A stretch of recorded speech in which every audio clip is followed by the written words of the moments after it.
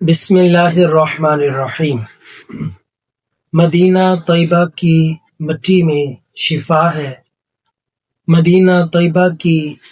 فضا میں شفا ہے، مدینہ طیبہ کی ہوا میں رحمت ہے اور مدینہ طیبہ کے درختوں میں برکت ہے۔ انہی برکتوں میں سے ایک برکت والا درخت یعنی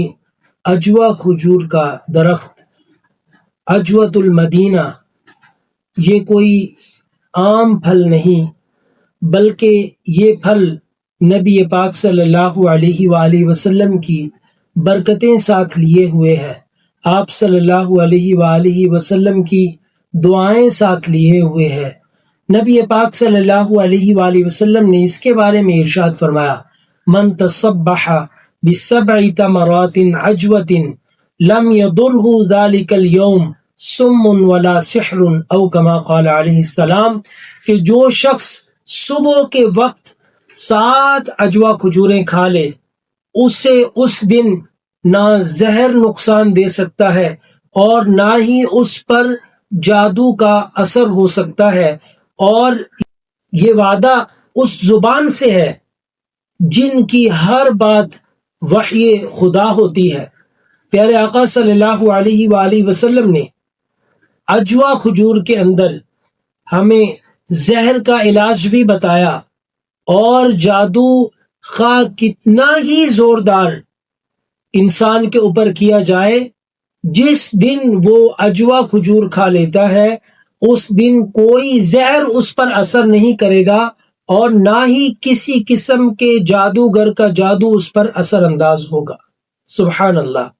اور یہ بات بھی قابل غور ہے کہ پیارے آقا صلی اللہ علیہ وآلہ وسلم نے 7 دانے کھانے کا کیوں حکم دیا؟ یہ 7 کھجوریں عجوہ کی کھانا کوئی اتفاقی بات نہیں، بلکہ امام ابن قیم فرماتے ہیں کہ 7 کا عدد اللہ سبحانہ و تعالی کے اس کائنات کا جو نظام ہے اس کے ساتھ ایک خاص روحانی ربط رکھتا ہے۔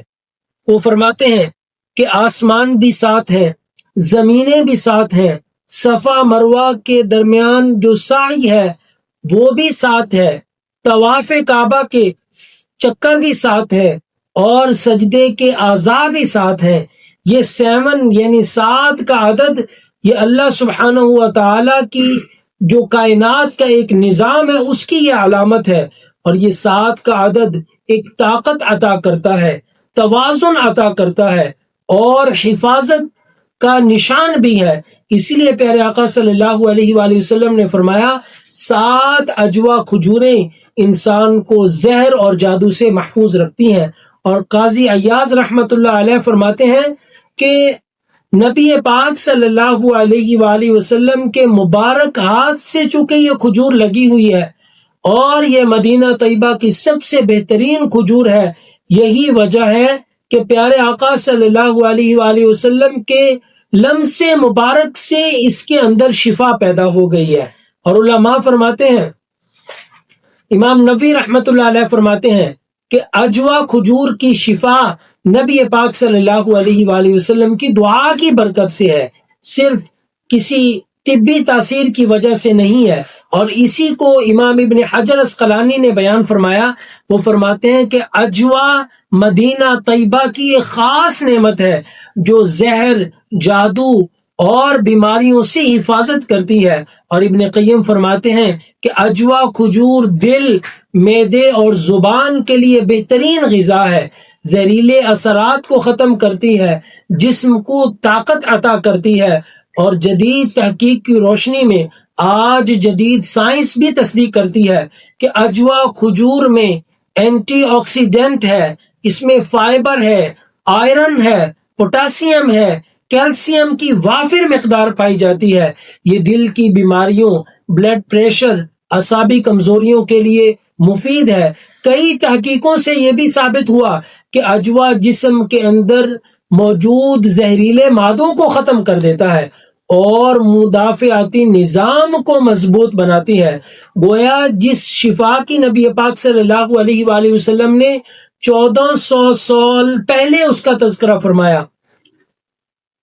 گویا جس شفا کی بات نبی پاک صلی اللہ علیہ وآلہ وسلم نے 1400 سال پہلے بیان فرما دی، آج سائنس اس کی تصدیق کر رہی ہے۔ اجوا کھجور میں صرف غذائیت نہیں بلکہ نبی پاک صلی اللہ علیہ وآلہ وسلم کی دعا کی برکت ہے، اور وہ مقدس مٹی جو مدینہ طیبہ کی، جس کی خاک میں شفا ہی شفا ہے، یہ اس کی برکت ہے۔ جب بھی اجوا کھجور کھائیں یہ نیت کریں کہ آپ ایک صرف پھل نہیں کھا رہے بلکہ پیارے آقا صلی اللہ علیہ وآلہ وسلم کی سنت مبارکہ کو زندہ کر رہے ہیں، اپنے جسم اور روح کو برکت میں ڈھال رہے ہیں۔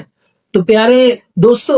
نبی پاک صلی اللہ علیہ وآلہ وسلم کی سنتوں میں شفا ہے، اور اجوا کھجور اس شفا کا روشن نمونہ ہے۔ اللہ سبحانہ و تعالی ہمیں سنت نبی صلی اللہ علیہ وآلہ وسلم پر عمل کرنے کی توفیق عطا فرمائے، آمین۔